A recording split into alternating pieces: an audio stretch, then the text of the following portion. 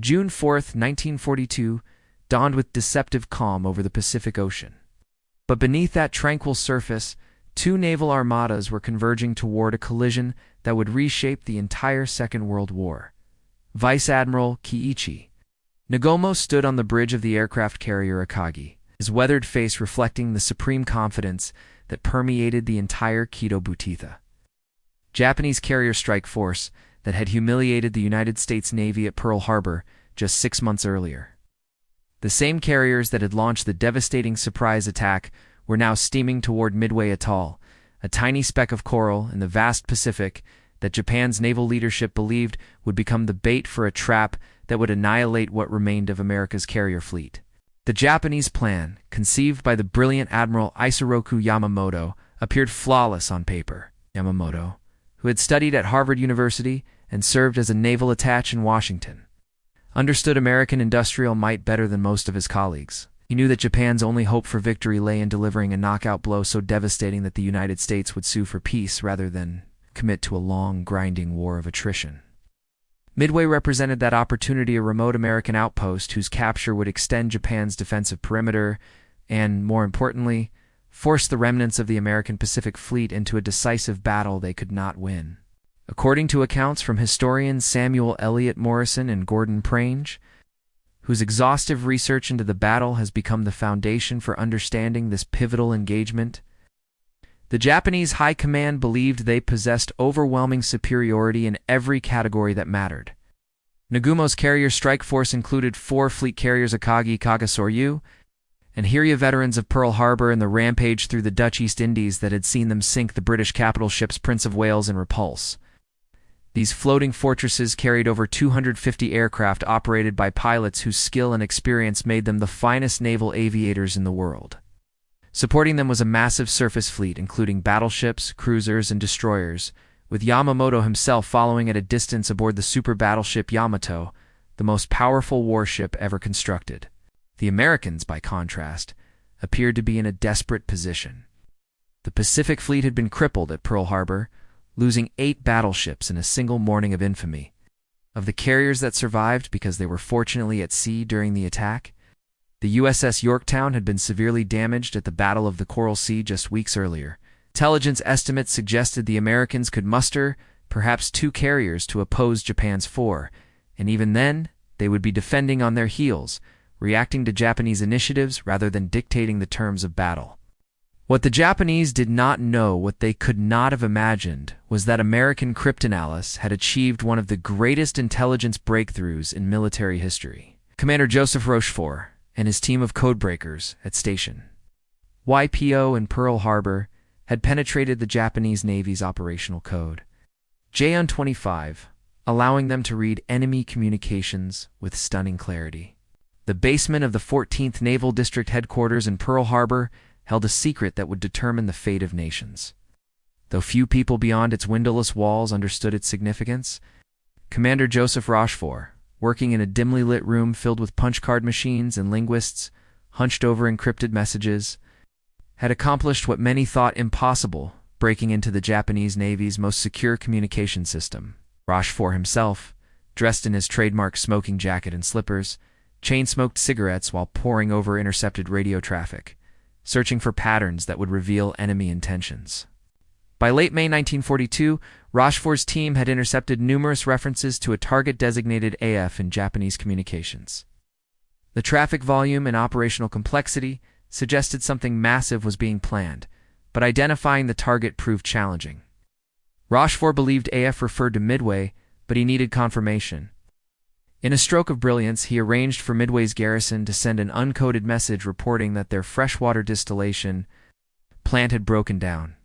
Within hours, Station HYPO intercepted a Japanese message reporting that AF was short of fresh water. The trap had worked. Midway was indeed the target. Admiral Chester Nimitz, Commander-in-Chief of the Pacific Fleet, received this intelligence with grim determination. A native of Texas who had graduated 7th in his class at the United States Naval Academy in 1905. Nimitz possessed a calm, analytical mind that never succumbed to panic. Where others saw only Japan's overwhelming advantages, Nimitz recognized that foreknowledge of enemy plans represented a priceless equalizer. If he could position his carriers northeast of Midway before the Japanese arrived, he could launch an ambush rather than fight the defensive battle the enemy anticipated. The challenge was assembling sufficient force. USS Enterprise and USS Hornet were available and formed Task Force 16 under Rear Admiral Raymond Spruance, a cruiser commander who had been thrust into carrier operations when Admiral William Halsey fell ill with a debilitating skin condition. Spruance lacked experience with carrier warfare, but Halsey had personally recommended him to Nimitz, praising his tactical acumen and cool judgment. The damaged Yorktown presented a greater problem. Navy engineers estimated repairs would require 90 days. Nimitz gave them 3 days. Working around the clock, Pearl Harbor's repair crews performed miracles, welding steel plates, replacing damaged sections, and restoring enough functionality to get Yorktown to sea. She would fight with civilian technicians still aboard, making repairs while underway. Rear Admiral Frank Jack Fletcher, flying his flag from Yorktown, assumed overall command of the American forces. Fletcher had led the carrier operations at Coral Sea, where American and Japanese carriers had fought the first naval battle in history, where the opposing ships never sighted each other, all combat conducted by aircraft. Though criticized by some for excessive caution, Fletcher understood the precious, irreplaceable nature of his carrier force. America's industrial base would eventually produce ships faster than Japan could sink them, but in June 1942, every carrier was literally priceless. Their loss might extend the war by years, or even alter its outcome. By June 2nd, American carriers had reached Point Luck, their designated staging area northeast of Midway, and Fletcher had issued his final instructions to his task force commanders. The Americans would wait, hidden beyond the horizon, until Japanese carriers committed to attacking Midway. Then, while enemy flight decks were crowded with aircraft being rearmed and refueled, the American carriers would strike with everything they had. The pre-dawn darkness of June 4th blanketed the Pacific as Japanese carriers turned into the wind and began launching the first wave against Midway. Lieutenant Joichi Tominaga led 108 aircraft bombers escorted by fighters that climbed through the darkness toward the American-held atoll. Senior flight commander Tominaga understood his mission: suppress Midway's defenses, destroy its aircraft on the ground, and prepare the way for an amphibious invasion that would capture this strategic outpost. Aboard Akagi, Vice Admiral Nagumo maintained a cautious reserve, keeping back half his strike aircraft armed with torpedoes and armor-piercing bombs designed for attacking warships. This reflected standard Japanese doctrine: always maintain a reserve ready to respond to unexpected developments. Yamamoto's operations order had warned that American carriers might be in the area, though Japanese reconnaissance suggested they were still days away from Midway. Nevertheless, Nagumo was not a man to take unnecessary chances. He had ordered search planes launched at dawn to scout the ocean to the northeast, the most likely approach vector for any American ships. As Tominaga's strike force approached Midway, the Americans on the atoll were already preparing to receive them. Radar had detected the incoming raid while it was still 93 miles away, giving precious minutes to scramble fighters and get bombers airborne. Marine Captain John Carey led his hopelessly obsolescent F-2A Buffalo fighters to altitude, knowing they were no match for the nimble Japanese Zero fighters that would escort the bombers. The Buffaloes, already rejected by the Navy as inadequate, were all Midway's defenders had, and Carey's pilots climbed to meet their fate with grim determination. The air battle over Midway quickly became a slaughter. Japanese Zeros, flown by combat veterans with hundreds of hours of experience, tore through the defending Marine fighters with contemptuous ease. Carey himself barely survived, crash-landing his bullet-riddled aircraft back on Eastern Island. Of the 25 fighters Midway launched, 17 were shot down and 7 more damaged beyond repair. Only 3 returned undamaged. Yet the sacrifice of these Marine pilots was not in vain. They disrupted the Japanese bombing runs and forced enemy aircraft to maneuver defensively, degrading the accuracy of their attacks. Tominaga's bombers plastered Midway's facilities, setting fuel tanks ablaze and destroying buildings, but they failed to knock out the runways or destroy the island's ability to resist.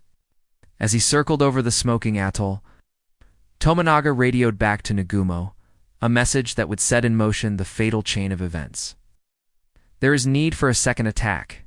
This assessment would force Nagumo to make a decision that haunts Japanese naval history: whether to rearm his reserve strike force with bombs for a second attack on Midway, or keep them armed with torpedoes and armor-piercing bombs in case American ships appeared. At precisely 0-7-20-8, the decision appeared to make itself when Nagumo received Tomonaga's message. The admiral conferred briefly with his staff. American carriers were supposed to be nowhere near Midway. Japanese intelligence had placed them still at Pearl Harbor. The morning's search planes had reported nothing. Logic dictated that Nagumo should finish the job at Midway, then deal with any American surface ships that might appear. Nagumo's order crackled through Akagi's communications systems at Osivan 15. Rearm the reserve aircraft with land attack ordnance for a second strike on Midway. Throughout the 4 Japanese carriers, deck crews sprang into action, beginning the laborious process of bringing torpedo-armed aircraft up from the hangars, removing torpedoes and armor-piercing bombs, and replacing them with high-explosive bombs designed for use against ground targets. It was back-breaking, dangerous work performed on pitching flight decks by men who had been awake for hours, but Japanese carrier crews were the best in the world, drilled to perform these complex evolutions with maximum speed. Then, at 0-7-20-8, fate intervened. A float plane from the cruiser Tone, which had launched 30 minutes late due to catapult problems, radioed. A terse message that stopped hearts throughout Nagumo's staff. Sight what appears to be 10 enemy surface ships bearing 10 degrees. Distance 240 miles from Midway. Rear Admiral Tamon Yamaguchi, commanding Carrier Division to aboard Haryu, immediately grasped the implications and urged Nagumo to launch an immediate strike with whatever aircraft were ready. Half-armed was better than not attacking at all, Yamaguchi argued, especially if those ships included carriers. Nagumo hesitated, requesting clarification from the Tone's scout. Were there carriers among those ships? The question was critical. If only cruisers and destroyers, they posed no immediate threat. But if carriers were present, they represented a mortal danger that needed to be neutralized immediately. Precious minutes ticked away while Nagumo awaited the scout's response. His deck crews continued the rearming process, creating a scene of organized chaos as torpedoes were lowered to storage spaces while high-explosive bombs were hoisted up from magazines. At 0-8-0-9, the Tone scout transmitted another message that sent ice through Japanese hearts. Enemy ships appear to be accompanied by a carrier. Nagumo now faced a nightmare scenario. His carrier's flight decks were cluttered with aircraft in various states of rearming. Tomonaga's strike force from the first Midway attack would be returning soon, needing to land immediately or ditch in the ocean when they ran out of fuel. American carrier aircraft could be launching at this very moment, winging toward his undefended ships while his own strike force sat on deck unable to launch. The admiral made his decision. He would recover Tomonaga's aircraft first, then launch a properly coordinated strike with fully armed torpedo bombers escorted by fighters. It was the textbook solution: consolidate forces, avoid piecemeal commitment, strike with overwhelming power. Commander Minoru Genda, Nagumo's brilliant aviation officer who had helped plan the Pearl Harbor attack, supported this decision despite his serious illness that had him lying on a cot in the operations room. The Kido Butai would follow doctrine, recover its aircraft, then smash whatever American ships dared challenge the Imperial Japanese Navy's finest. What Nagumo could not know was that American dive bombers were already airborne, searching desperately for his carriers. The American strike had not been the coordinated, overwhelming blow that Japanese doctrine demanded. Instead, it had been a confused, desperate affair with squadrons taking off at different times, becoming separated and proceeding independently toward the estimated Japanese position. Many would never find the enemy. Some would attack without fighter escort, flying to their deaths against overwhelming opposition. But a few would arrive at exactly the right moment, when Japanese carriers were at their most vulnerable, flight decks crowded with fully fueled and armed aircraft, bombs and torpedoes scattered across hangar decks, fire hoses snaking everywhere, and no fighter cover overhead because all the Zeros had descended to wave-top height to massacre American torpedo bombers. Lieutenant Commander John Waldron led Torpedo Squadron 8 from USS Hornet through the empty sky, his 15 TBD Devastator torpedo bombers droning steadily westward without fighter escort or dive bomber support. Somewhere in the confusion of launch and rendezvous, the squadron had become separated from the rest of Hornet's air group, but Waldron refused to turn back. A descendant of Sioux Native Americans, Waldron possessed an aggressive spirit and an almost mystical certainty about where the Japanese carriers would be found. The night before the battle, he had told his pilots, "If there is only one plane left to make a final run-in, I want that man to go in and get a hit." At 0920, Waldron's intuition proved correct when he spotted the Kido Butai steaming in formation below. 4 carriers, massive warships displacing over 30,000 tons each, surrounded by a protective screen of battleships, cruisers, and destroyers. It was the most powerful naval formation on Earth, and Waldron was leading 15 obsolete torpedo bombers, no fighters. No dive bombers, just 15 slow, vulnerable aircraft carrying torpedoes that had to be delivered from low altitude at close range. Every man in Torpedo 8 understood they were looking at their own deaths, but not one aircraft turned back. The Japanese spotted them immediately. Zeros swarmed down like angry hornets, while the screening ships opened fire with every anti-aircraft gun they possessed. The sky became a web of tracer fire and exploding shells. Waldron's Devastator took hits almost immediately, burst into flames, and plunged into the sea, taking the squadron commander to his death. One by one, the other aircraft of Torpedo 8 were shot down. Ensign George Gay, flying the last plane in formation, watched in horror as every other aircraft was destroyed before his eyes. He pressed his attack alone, released his torpedo, then was hit and crashed into the ocean. Gay would be the only survivor from Torpedo Squadron 8, spending the next 30 hours floating in the water watching the battle unfold around him. Minutes later, Torpedo Squadron 6 from Enterprise arrived and met the same fate. Lieutenant Commander Eugene Lindsay led 14 Devastators into the teeth of Japanese defenses. Lindsay, flying with a serious back injury that should have kept him grounded, guided his squadron through the wall of fire until his aircraft was hit and crashed. Only 4 aircraft from Torpedo 6 survived. Then came Torpedo Squadron 3 from Yorktown Wellmore Devastators, boring in with suicidal courage. Lieutenant Commander Lance Massey led them toward the carrier Hiryu, only to be shot down before releasing his torpedo. 10 of the 12 Devastators were destroyed. In less than 30 minutes, American torpedo squadrons had been effectively annihilated. 41 aircraft launched, 35 shot down, no hits achieved on any Japanese ships. It appeared to be a catastrophic defeat, a desperate gamble that had failed utterly. Japanese fighter pilots were jubilant, having achieved one of the most one-sided victories in air combat history. The Zeros that had descended to Wave Top Level 2 massacre the torpedo bombers began climbing back to altitude, their ammunition depleted, their pilots exhausted but triumphant. On the Japanese carrier decks below, crews worked frantically to prepare the strike force that would annihilate the American carriers. The last of Tomonaga's returning aircraft from the Midway strike had landed. Zeros were being refueled and rearmed. Dive bombers and torpedo planes crowded the flight decks, their engines warming up, ordnance hung and ready.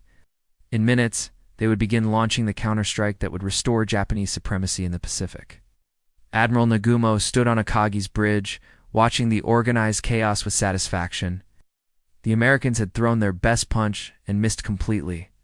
Lieutenant Commander Wade McCluskey circled high above the empty ocean at 10,000 feet, his 33 Douglas SBD Dauntless dive bombers consuming fuel with every passing minute. As commander of Enterprise's air group, McCluskey had launched at 0-7-0-6 with orders to find and destroy the Japanese carriers. But the enemy was not where intelligence had predicted. McCluskey had flown to the estimated intercept point and found nothing but empty sea. Now he faced the agonizing decision every naval aviator dreaded: turn back while he still had enough fuel to reach his carrier, or continue searching and risk ditching in the ocean when his tanks ran dry. McCluskey made the decision that would earn him the Navy Cross and change the course of the Pacific War. He would search longer. Banking his Dauntless, he led his squadron southwest, following his instincts and his knowledge of Japanese doctrine. If the enemy carriers had changed course, they would likely turn toward Midway, not away from it. It was a calculated gamble with his pilots' lives, but McCluskey understood what was at stake. This might be the only chance to catch the Japanese carriers vulnerable. At 10:20, McCluskey's persistence was rewarded when he spotted a white wake knifing through the blue Pacific far below, a Japanese destroyer traveling at high speed.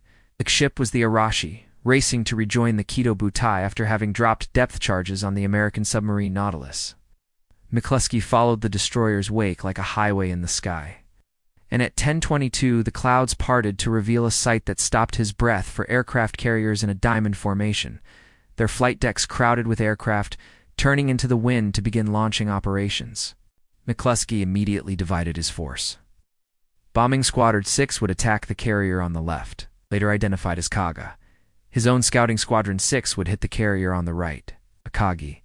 He pushed his stick forward and the Dauntless nosed over into its diving attack, accelerating through 300 miles per hour as altitude unwound from the altimeter. Behind him, 32 more dive bombers followed in perfect sequence, each pilot selecting his target, correcting his dive angle, waiting for the optimal moment to release. At almost the same instant, Lieutenant Commander Maxwell Leslie arrived over the Kido Butai with 17 Dauntless bombers from Yorktown. By pure chance, 3 separate American dive bomber squadrons had arrived over the Japanese carriers within minutes of each other after launching at different times and following different routes. Leslie's squadron dove on the carrier Soryu, adding their bombs to the devastation that was about to engulf the Japanese fleet. The Japanese were caught in the worst possible situation. Their carriers' flight decks were crowded with fully fueled and armed aircraft preparing to launch. Bombs, torpedoes, and aviation fuel were scattered across the decks and in open hangar spaces. Every Zero fighter was either on deck with empty guns or down at sea level, chasing the last of the torpedo bombers. There were no fighters at altitude to intercept the dive bombers, no combat air patrol to disrupt the American attack. The elaborate layered defenses that had protected the Kido Butai for 6 months had collapsed, leaving the carriers naked before the diving American aircraft. Aboard Akagi, lookouts finally spotted the American dive bombers and screamed warnings, but it was too late. The first 1,000-pound bomb struck near the midships elevator, detonating among aircraft being armed for launch. The explosion touched off secondary detonations as bombs and torpedoes cooked off in the intense heat. The first bomb that struck Akagi penetrated the flight deck near the midships elevator and detonated in the upper hangar. Where aviation ordnance handlers had been working among stacked bombs and torpedoes, removed from aircraft during the rearming confusion of the morning, the explosion was catastrophic. Bombs that had been waiting to be loaded onto aircraft detonated sympathetically, creating a chain reaction of destruction that ripped through the hangar spaces. Aviation fuel from ruptured tanks vaporized instantly, creating fireballs that incinerated everyone within 50 feet. The carefully organized chaos of launch preparations transformed into genuine chaos of fire, smoke, and dying men. A second bomb struck aft, near the rear elevator, penetrating to the lower hangar deck, where more armed and fueled aircraft were staged. This explosion blew the rear elevator platform completely out of its shaft, sending it spinning through the air like a giant steel playing card before it splashed into the sea. The detonation ruptured fuel lines and set off more ordnance, creating additional fires that began spreading forward and upward through the ship. Within minutes, both hangars were infernos, the temperatures so intense that steel bulkheads glowed red. Captain Taijiro Aoki, Akagi's commanding officer, immediately grasped the mortal danger. With fires raging through both hangar decks and explosions continuing as stored ordnance cooked off, the ship had become a floating bomb that could explode at any moment. Damage control parties donned protective gear and dragged fire hoses forward, but the flames were already beyond control. The ship's fire suppression systems had been damaged in the explosions, and water pressure was dropping as ruptured mains flooded compartments below. Vice Admiral Nagumo stood on the bridge, watching his flagship dying beneath him with a stricken expression. Akagi had been his home for months, the ship from which he had commanded the attack on Pearl Harbor and the rampage through the Dutch East Indies. Now she was being destroyed not by American battleship guns or torpedo hits from submarines, but by her own ordnance, detonating in the places where it was supposed to be most carefully protected. Staff officers urged him to transfer his flag to the cruiser Nagara, but Nagumo stood paralyzed, unable to process the catastrophic reversal of fortune that had occurred in less than 5 minutes. 300 yards away, Kaga was suffering her own death throes. The massive carrier, converted from a battleship hull in the 1920s, had taken 4 direct hits from Bombing Squadron 6. The first bomb struck forward, penetrating to the lower hangar and starting fires among parked aircraft. The second hit near the island's superstructure, killing most of the senior officers on the bridge and starting fires that quickly spread. The third and fourth bombs struck amidships, blowing holes in the flight deck and starting uncontrollable fires in the central hangars. Captain Jisaku Okada directed damage control efforts from an auxiliary command post. But the situation was already hopeless. Kaga's fire suppression systems were primitive compared to American designs, and her damage control training had emphasized speed of operations over safety precautions. Now those shortcuts were exacting a terrible price. Fires spread through the ship faster than they could be contained. Explosions from cooking ordnance killed damage control parties. Smoke filled passageways, making it impossible to navigate below decks.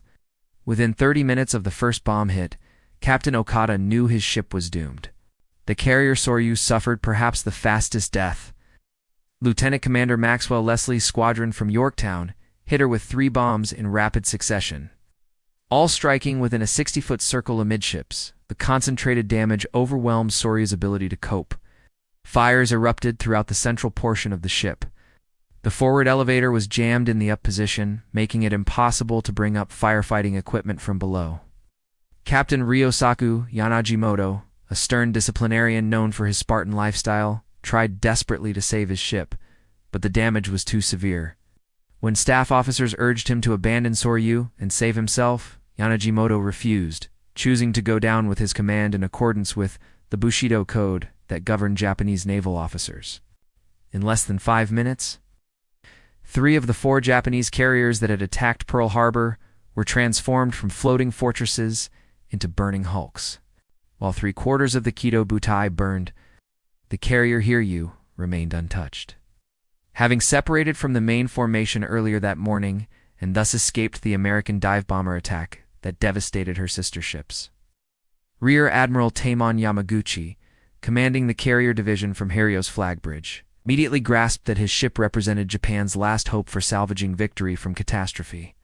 A graduate of the Japanese Naval Academy in Itajima, Yamaguchi was considered one of the Imperial Navy's most aggressive and innovative officers. He had studied at Princeton University in the 1920s and understood American psychology. Now he would demonstrate the samurai spirit that Japanese naval doctrine prized above all else.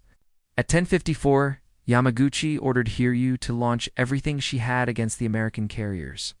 Lieutenant Michio Kobayashi led 18 Aichi D-3A Val dive bombers escorted by 6 Eurofighters, climbing into the morning sky and turning northeast toward where the American carriers had been spotted. It was a pitifully small strike force compared to the massed formations Japan had launched at Pearl Harbor. But it was all Hiryu could muster on such short notice.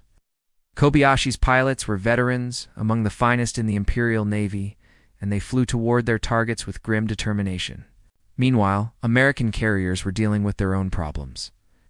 USS Yorktown had recovered her dive bombers and was in the process of landing fighters when radar detected Kobayashi's incoming strike at 33 miles.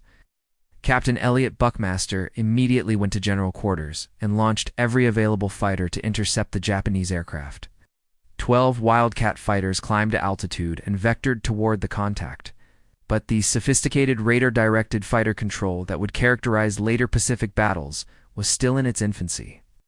The Wildcats intercepted some of the attacking aircraft, but Kobayashi skillfully divided his formation and pressed home his attack through intense anti-aircraft fire. At 12:04, the first Val began its dive on Yorktown. Captain Buckmaster threw his ship into violent evasive maneuvers, heeling hard to port, then reversing to starboard, but the Japanese pilots were too skilled.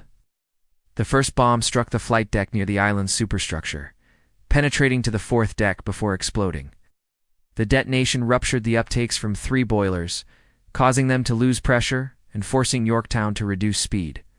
A second bomb struck the smokestack, traveling down the funnel before exploding and extinguishing boilers in 2 more fire rooms. A third bomb penetrated to the 4th deck and exploded near the forward elevator, starting fires in the RAG storage spaces.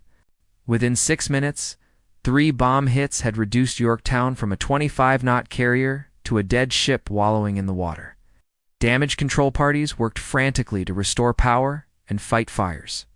Captain Buckmaster had trained his crew relentlessly in damage control procedures, and now that training paid dividends. Chief Machinist's mate Harold Hemphill led teams into smoke-filled engineering spaces to repair ruptured steam lines. Lieutenant Commander Clarence Aldrich coordinated firefighting efforts with calm efficiency. By 1340, just 96 minutes after the attack, Yorktown's crew had extinguished the fires, patched the holes, and restored power to enough boilers to bring the ship back up to 18 knots. Admiral Fletcher, whose flagship Yorktown had become, transferred his command to the cruiser Astoria, turning tactical control over to Admiral Spruance aboard Enterprise. As Fletcher's staff transferred to Astoria via motor whaleboat, another radar contact appeared on Enterprise's screens. Yamaguchi, learning that his first strike had damaged but not sunk an American carrier, launched a second Wave 10 Nakajima B-5N Kate torpedo bombers, escorted by 6 Zeros. Lieutenant Joichi Tominaga, who had led the morning strike on Midway, and whose aircraft had been damaged by anti-aircraft fire, volunteered to lead this attack, despite knowing his fuel tanks had been holed, and he would not have enough fuel to return to Hiryu. Lieutenant Joichi Tominaga's 10 torpedo bombers approached Yorktown's task force at 1430, skimming just above the wavetops to avoid radar detection until the last possible moment. Captain Buckmaster, who had just gotten his ship back up to 18 knots and was preparing to resume flight operations, received the warning from Enterprise's radar and immediately went back to general quarters. The crew, exhausted from 2 hours of intensive damage control work, raced back to their battle stations with grim determination. The combat air patrol fighters dove to intercept, and the screening destroyers threw up walls of anti-aircraft fire. But Tominaga's pilots were among the most skilled in the Imperial Navy. They split into 2 groups, attacking Yorktown simultaneously from both sides to divide her defensive fire. Tominaga himself led one group, his damaged aircraft trailing fuel vapor as he bored in toward the American carrier. The Wildcats shot down several Kates, and anti-aircraft fire claimed others, but 6 torpedo bombers penetrated the defensive screen. At 1443, the first torpedo struck Yorktown on her port side amidships, the explosion rupturing fuel tanks and flooding several fire rooms. A second torpedo struck seconds later further aft. This explosion, so violent it knocked out all power and caused the ship to take on a severe list to port. Tominaga's aircraft, crippled by anti-aircraft fire and leaking fuel, crashed into the sea after releasing its torpedo, taking the brave pilot to his death. But his sacrifice and that of his squadron mates had achieved what the first strike could not. Yorktown was now mortally wounded. The carrier quickly developed a 26-degree list to port, making it impossible for crew members to stand upright on the tilted decks. Water poured through ruptured hull plates faster than pumps could remove it. Engineering spaces flooded, drowning men trapped below when watertight doors were sealed to prevent progressive flooding. Captain Buckmaster, recognizing that his ship might capsize at any moment, gave the order to abandon ship at 15:00. Destroyers moved alongside to take off survivors as crew members slid down lines into the water or jumped from the tilting deck. While Yorktown's crew was abandoning ship, Admiral Spruance aboard Enterprise was planning the counterstrike that would finish the battle. At 1530, he launched 24 Dauntless dive bomberston from Enterprise and 14 from Hornet, which had finally located the task force after spending most of the morning lost. These aircraft, led by Lieutenant Earl Gallagher, flew southwest toward Hiryu's last reported position. At 17:05, they found Yamaguchi's carrier steaming north with her escorts, and Gallagher led his squadron into their diving attack. Hiryu's lookouts spotted the American dive bombers, and the carrier began violent, evasive maneuvers. But there was no combat air patrol overhead all. The Zeros were either on deck refueling or circling at low altitude around the task force. 4 bombs struck Hiryu in rapid succession. First hit forward, blowing a massive hole in the flight deck and starting fires in the forward hangar. The second struck amidships near the forward elevator, which was blown completely out of its shaft by the explosion. The third and fourth bombs hit aft, starting fires throughout the rear portion of the ship. Rear Admiral Yamaguchi watched his flagship succumb to the same fate that had claimed Akagi, Kaga, and Soryu earlier that day. Fires raged out of control through the hangars. Explosions from cooking ordnance killed damage control parties. The ship's fire suppression systems failed. Captain Tomio Kaku directed firefighting efforts with superhuman determination, but by nightfall, it was clear Hiryu was doomed. At 02:30 on June 5th, Yamaguchi ordered the crew to abandon ship. Like Captain Yanagimoto on Soryu, both Admiral Yamaguchi and Captain Kaku chose to go down with their ship, standing on Hairu's bridge as she slipped beneath the waves at 0-9-20 on the morning of June 5th. Admiral Isoroku Yamamoto received the stunning news of his carrier's destruction aboard the super battleship Yamato, hundreds of miles to the west. The architect of Pearl Harbor, the man who had promised Japan's leadership he would run wild in the Pacific for 6 months, now confronted the reality that his most important operation had resulted in catastrophic defeat. Yamamoto briefly considered bringing his battleship force forward for a night surface engagement, hoping to use Yamato's 18-inch guns to destroy the American carriers, but reconnaissance reports indicated the enemy had withdrawn to the east, beyond reach.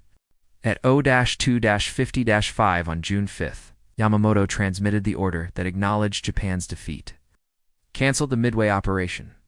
The massive invasion force that had been steaming toward the atoll reversed course and began the long retreat toward Japan. The submarine I-168 would achieve the only Japanese success of the operation on June 6th, putting 2 torpedoes into the crippled Yorktown as salvage crews attempted to tow her back to Pearl Harbor. The carrier finally capsized and sank at 0-5-0-1 on June 7th, taking with her 5 crew members who had remained aboard attempting to save their ship. The Japanese losses at Midway were staggering and irreplaceable. For fleet carriers, Kagi, Kaga, Soryu, and Hiryu had gone to the bottom, taking with them over 300 aircraft and, more importantly, over 100 of Japan's most experienced carrier pilots and aircrew. The heavy cruiser Mikoma was also sunk by American dive bombers during the retreat. Over 3,000 Japanese sailors and airmen perished. American losses, while significant, were far less severe: 1 carrier, 1 destroyer, 147 aircraft, and 307 men killed. As detailed in the United States Naval Institute's authoritative history of the battle, Japan had lost in a single day what would take years to replace, if replacement was even possible. The battle's strategic implications became clear in the months that followed. Japan's offensive capability in the Pacific had been broken. Before Midway, the Imperial Navy could project power across thousands of miles of ocean, launching devastating carrier strikes wherever it chose. After Midway, Japan was forced onto the strategic defensive, unable to prevent American forces from seizing the initiative. Admiral Nimitz, understanding the significance of the victory, immediately began planning offensive operations in the Solomon Islands that would culminate in the brutal Guadalcanal campaign beginning in August 1942. The battle also vindicated the intelligence professionals whose work had made victory possible. Commander Joseph Rochefort and his codebreakers at Station HYPO had provided Nimitz with the priceless advantage of foreknowledge, allowing the outnumbered American force to achieve tactical surprise despite Japan's numerical superiority. Tragically, Rochefort would later be denied the Distinguished Service Medal by rivals in Washington who resented his success.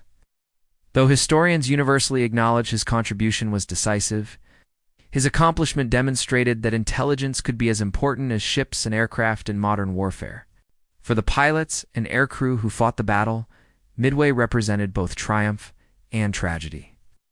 The torpedo squadron pilots who pressed home their attacks in the face of certain deathmen like John Waldron, Eugene Lindsay, and Lance Massia received posthumous recognition for courage that bordered on the superhuman. Their sacrifice, while not achieving direct hits on Japanese ships, had drawn the defending Zeros down to wavetop altitude, leaving the carriers vulnerable when the dive bombers arrived. The dive bomber pilots who delivered the killing blows Wade McCluskey, Earl Gallagher, Maxwell Leslie became heroes, though McCluskey characteristically insisted that luck had played as large a role as skill.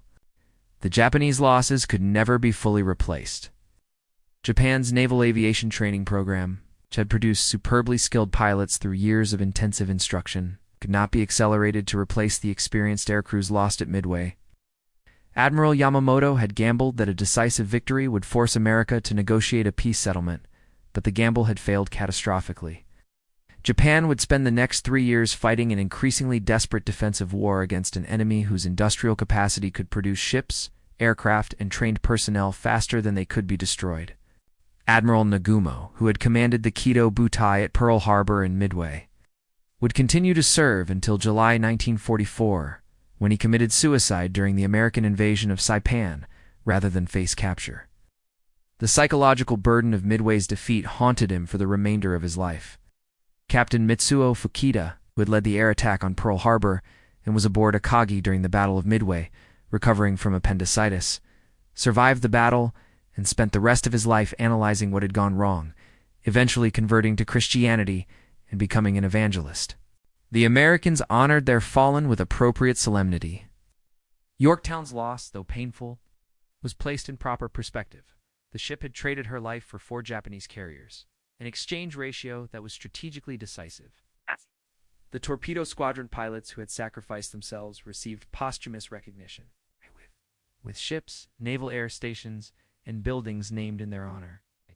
George Gay, the sole survivor of Torpedo Squadron 8, became a national hero. His story of floating in the ocean for 30 hours while watching the battle rage around him capturing the public imagination. In Tokyo, the Navy Ministry initially attempted to conceal the magnitude of the disaster, reporting that Japan had sunk 2 American carriers while losing only 1 of its own. But the truth could not be hidden from those who mattered. Emperor Hirohito was informed of the true results, and Japanese naval leadership understood that the tide of war had shifted. Admiral Yamamoto, meeting with his staff in the weeks after the battle, acknowledged that Japan had perhaps 6 months before American industrial production began to overwhelm Japanese forces. His prediction proved eerily accurate. By December 1942, American shipyards were launching Essex-class fleet carriers at a pace Japan could never match. The Battle of Midway demonstrated several fundamental truths about naval warfare that would shape the remainder of the Pacific War. Intelligence had proven more valuable than numbers. Training and doctrine mattered as much as technology. Luck, being in the right place at the right moment, could be as important as planning. The side that could absorb losses and continue fighting would ultimately prevail over the side that could not replace its losses. Admiral Chester Nimitz, in his official report on the battle, paid tribute to all who had fought. Pearl Harbor has now been partially avenged. The battle's legacy extended far beyond its immediate strategic impact. Military historians studying Midway identified crucial lessons about carrier operations, fighter direction, damage control, and the importance of maintaining reserve forces. The American victory demonstrated that numerical inferiority could be overcome through superior intelligence, proper positioning, and aggressive execution. Japanese post-battle analyses identified numerous failures, inadequate reconnaissance, poor communication, inflexible doctrine, and most critically, the decision to rearm the reserve strike force for a second attack on Midway, rather than keeping them ready for ship attack. For the United States, Midway marked the turning point in the Pacific War. Before June 4, 1942, America had been reeling from defeat after defeat. Pearl Harbor, Wake Island, the Philippines, the Dutch East Indies, Singapore. After Midway, American forces went on the offensive and never looked back. The path to Tokyo would be long and bloody, requiring 3 more years of brutal island-hopping campaigns. But the outcome was no longer in doubt. Japan had lost its margin for error, while America was just beginning to mobilize its vast industrial and demographic resources for total war. In the decades following the war, participants from both sides gathered for reunions and reconciliation. American and Japanese veterans who had tried to kill each other on June 4, 1942, met as old men to share memories and insights. These meetings revealed the human dimension of the battle young men on both sides, doing their duty as they understood it, caught up in events far larger than themselves. Captain Mitsuo Fukita, the Pearl Harbor strike leader, became friends with former enemies and worked to promote understanding between the 2 nations that had fought so bitterly. The physical evidence of the battle remained hidden for decades. The 4 Japanese carriers and USS Yorktown lay in waters too deep for salvage or systematic exploration. It was not until underwater exploration technology advanced in the late 20th and early 21st centuries that expeditions located and photographed the wrecks. The images revealed ships frozen in their death throes, their flight decks collapsed, their hulls broken, silent monuments to the men who died aboard them. Today, the Battle of Midway is recognized as one of the most decisive naval engagements in history, ranking alongside Salamis, Trafalgar, and Tsushima in its strategic impact. The battle demonstrated that aircraft carriers had replaced battleships as the capital ships of modern navies, a lesson that transformed naval doctrine worldwide. It showed that intelligence and code-breaking could provide decisive advantages in modern warfare. Most importantly, it proved that courage and determination could overcome numerical inferiority when combined with proper preparation and tactical skill. The men who fought at Midway, American and Japanese pilots and sailors, admirals and enlisted men, participated in an event that shaped the course of the 20th century. Their actions on June 4, 1942, determined not only the outcome of the Pacific War, but influenced the post-war world order that emerged from the ashes of global conflict. The 5 minutes that transformed Japanese confidence into catastrophic defeat remain among the most dramatic reversals of fortune in military history, a reminder that in war, as Admiral Yamamoto himself had warned, fate is fickle and victory can transform into defeat with terrifying suddenness.